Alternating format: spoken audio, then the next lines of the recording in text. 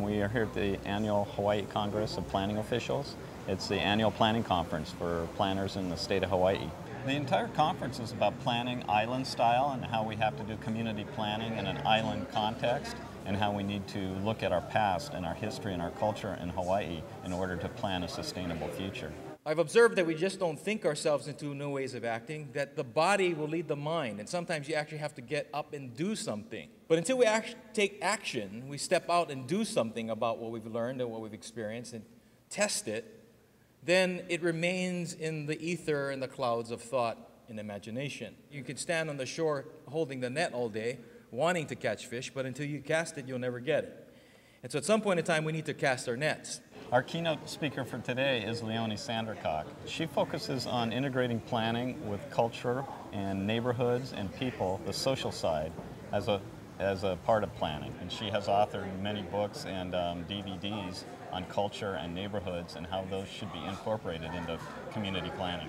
Story is the most powerful way that we have of communicating with each other. And I think that film in particular, video, is perhaps the most powerful means that we have to communicate. And so I'm interested in using it in that way to work with community engagement, mobilizing, helping one community to learn from another community's achievements. One of the aspects of cultural and social life here to me is the native Hawaiian and the whole process of colonization and the marginalizing of traditional ways of knowing and relating to the land and living sustainably.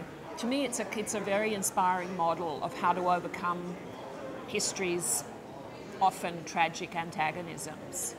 I've begun to understand the tragic consequences of colonization, the marriage of a missionary Christianity and a model of economic development and nation building that came close to destroying the cultures of previously thriving Indigenous nations who had been living in intimate, respectful and knowledgeable relationship with the natural world. Collectively and cumulatively, these experiences have led me towards a more integrated approach to sustainability planning. And the term that really appeals to me and that I think best fits what I'm groping for is this term whole life place planning. This life place planning is both local and regional. It requires the re-establishment of a special sense of both time and place. Time for people to weigh and consider alternatives, time for renewable resources to regenerate, time for learning how land responds to change, and time for people to establish relations, build trust and common goals. It combines a gradual acknowledgement by local communities that limitations do exist, along with a recognition that less can be more, that joy and health comes from connectedness, from being embedded in a web of relationships with fellow humans, as well as with the natural world.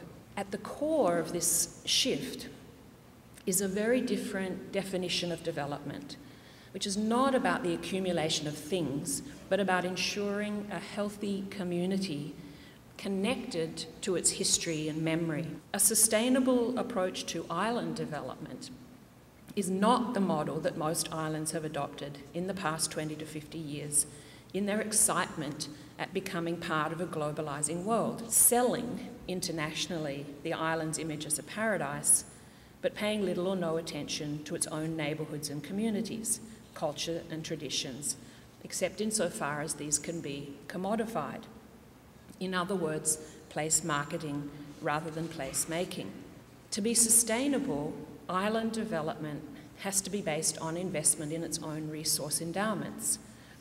Again, the human, social, cultural, intellectual, environmental, and urban capital, and to be guided by a long-term vision of the good island, a vision that has to enjoy popular support, be put together through extensive community conversation. We've been experimenting with the use of film as a combination of social research and action as a form of advocacy, as a way for communities to learn about themselves, as a form of social learning and networking, and as a catalyst for change, enabling people to tell their own story rather than me telling the story. I thought it was rather poignant the way that the native Alaskans, the native Canadians, the First Nations, finally found a partnership with the industrial people in that area. And it took, apparently, according to the movie, one of the most contentious relationships and has forged it into a very positive, supportive relationship. For people to express the needs of their communities, their feelings of attachment to place, and to tell a different story than the dominant commercialized, commodified story that we get in commercial media.